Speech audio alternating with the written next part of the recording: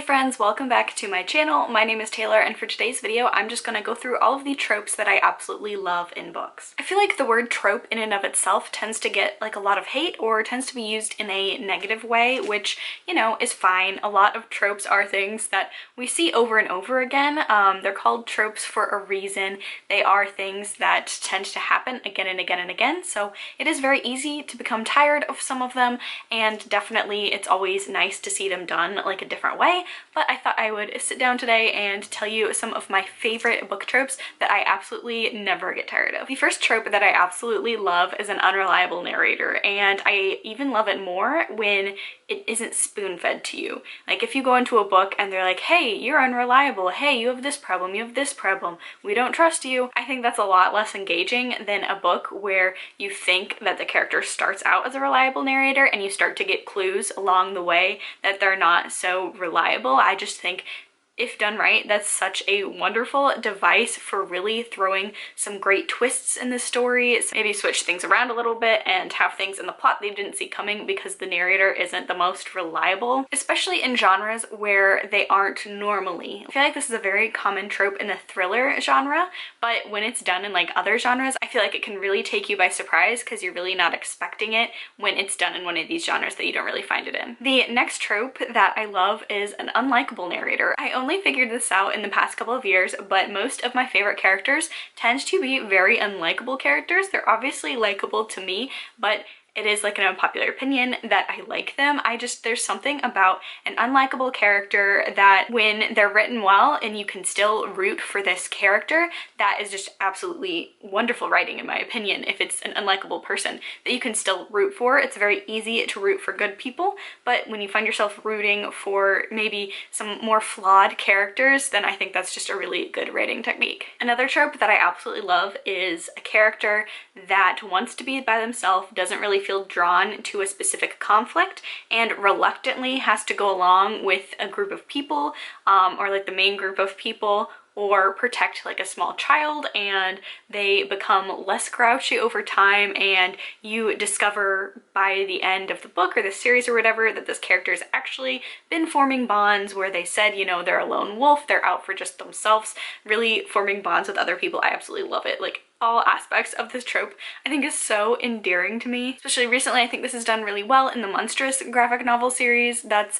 all my prickly faves coming together to protect some people, and that one is really nice. There's just something so wonderful and so wholesome about a character who thinks that they're only out for themselves and thinks that they're like morally gray or like an anti-hero, and they start becoming more soft and more rounded because they fall in love with maybe a small child they have to escort somewhere, just like a group of people where they thought, okay, I'm just gonna protect them, but like I'm only doing it because I get paid. Or, you know, in the example of, this is a movie, but you know, Han Solo in the 4th Star Wars movie, when he comes back at the end, even though he has no monetary reason to do so, he just comes back because he's truly found these great friendships and potential love interests in Luke and Leia. I love that trope. I love it. I know this is another movie, but like Guardians of the Galaxy does this really well. The characters aren't necessarily even looking for another family unit. Some of them already have family units like Rocket and Groot, but they come together and they think they're just going to be like really good co-workers and work together to do something, but then they end up becoming a found family, and I think that's really wonderful as well. Going along with that, another trope that I absolutely love is a found family trope, especially when the people don't think that they need a family, or that they don't think that they need like a family group or another family group. Sometimes they don't have to be like orphans or misfits. They can just get together in a group, and that group becomes more cohesive, and it becomes less of a group of people trying to accomplish something and more like a family. Chef's kiss. I absolutely love it. Another trope I love, this is less of a trope in terms of writing, but in terms of style of books, I love uniquely formatted books. I haven't finished this one, so it's a little weird to say, but books like House of Leaves that are in like epistolary format, where there are letters thrown in, or like the format's just done a little bit differently, or some pages are a different format than others. I absolutely love that. As a kid, I loved the Dear America series, where it was like diaries of these young girls in different points in history. I just think that adds just a little extra something to a book when it has those aspects thrown in there. Another book that I think does this really, really well is Night Film by Marisha Pessl. That one also, I think, really ups the creep factor with like the photos and the websites and all of that content in there as well, as opposed to just the text. The next trope I absolutely love is I love dark academia books, but they have to have a very atmospheric, supernatural, almost paranormal or fantasy type of lens. So I didn't really like The Secret History. I've tried to read If We Were Villains and DNF'd it, but I absolutely loved Bunny. I loved Ninth House. I loved Catherine House. So those are all dark academia books. Now, dark academia books don't have to have like this supernatural or fantasy element, but I tend to enjoy them a whole lot more when they do. I think it just adds a little extra something. I don't know if this is me going off of like my childhood love for the Harry Potter series and me really loving like that magical school element. Probably. But I just really love when dark academia has a little something extra thrown in there. Another trope that I love are children in books, especially horror. If you want to add like horror and put it at the next level, add a kid in there. Like well-written kids, obviously. Especially in the horror genre, I think that children add an extra dimension. In terms of horror that I love a good haunted house story, I love possession stories, I love, you know, like exorcisms, anything like revolving with ghosts or demons. That's my favorite subgenre of horror. Add kids to it and it just gets so much better. Kids can't really defend themselves, so I think it adds, I sound so psychotic saying this, but like it adds an extra level of you have to protect these kids. Sometimes kids are the ones doing the creepy things. Possessed children are creepy. Kids say weird things, creepy things in real life. Add a horror element to it. Very, very disturbing.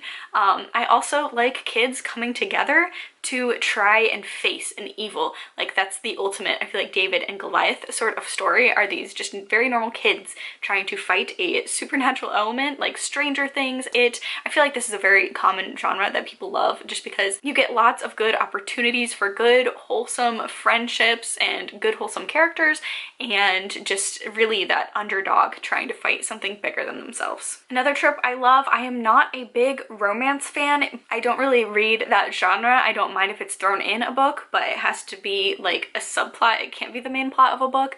I think that friends to lovers is vastly superior than enemies to lovers, or even like coworkers or just, you know, people that you're kind of close with but not really friends with to lovers is better than enemies to lovers. I don't know if that's because in my personal life I could never see myself becoming a lover with a person that I was an enemy of. I just really prefer the story of just like a pair of really close friends and that moment where something changes, something clicks and you realize, oh, this is something more than a friendship. I just think that's really good. Another trope, I love conflicts that are more nuanced than good versus evil, and I don't know if this is exactly something that you could consider a trope or if it's something growing out of younger literature to older literature, because that's something that you can grasp your head around. Because for a long time, the only fantasy books that I read, obviously as a kid, but growing up as well, were like middle grade, and that is very, you know, black and white, good versus evil. I mean, for the most part, I'm sure there are some exceptions, but I just absolutely love a conflict that is more than just two sides. One's clearly the right, one's clearly the wrong. Everyone on one side is so good, there's nothing wrong about them, and everyone on the other side is so bad about them, because that's not how it happens in the real world. And I think it's so interesting to look at a conflict to see maybe people who are doing what you think are bad things, but they're doing it for good reasons, or people who are doing terrible things, but they think that this will help in like the greater good. I think that's a really engaging story. And then another trope that I love, I don't really know how to classify this one, like a historical puzzle or mystery. For example, like National Treasure, I loved that movie. Da Vinci Code is another good one, or The Anomaly by Michael Rucker. Those where, you know, you take like historical things, or you're doing anything with historical artifacts, rediscovering history, solving, you know, it could even be like a cold case or missing persons case or something where there are clues from the past that everyone thinks this one thing has happened and you figure out that that's like not the truth.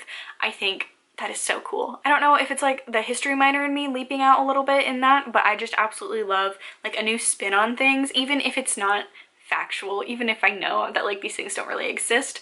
just in terms of fiction, I love suspending my disbelief and exploring different things like that, especially if you add a supernatural element to it. Like The Anomalies is one where it's more like paranormal sort of thing, and then the other two are ones where it's just like forgotten elements of history that have been hidden some way or another. I love that. So those are some of my favorite tropes in fiction in general, obviously in books, but also just in terms of movies or TV shows. Leave a comment down below. Do you like any of these tropes? Do you hate them? I don't mind. Leave that down below too. Love to get a discussion, a dialogue going. Also, leave your favorite tropes down below. Let me see. I know there are a ton of them, and I'm sure there are more things that I love in fiction that I just didn't put in this video because I wanted to make it kind of a more informal sit down one, a shorter form video. If there are a lot of them that I remember that I like, I might sit down and do a round 2. I'm also planning on doing one specifically for like movies, in particular horror fiction. I read more diversely than I watch movies. Movies, it's pretty much like superhero movies and horror films. So I have a lot for horror films in particular that I like in terms of tropes. So I'll probably do a video like that sometime. But that is going to be the end of this video. If you liked it, be sure to give it a thumbs up, subscribe for more content from me, and I will catch y'all in my next video. Bye!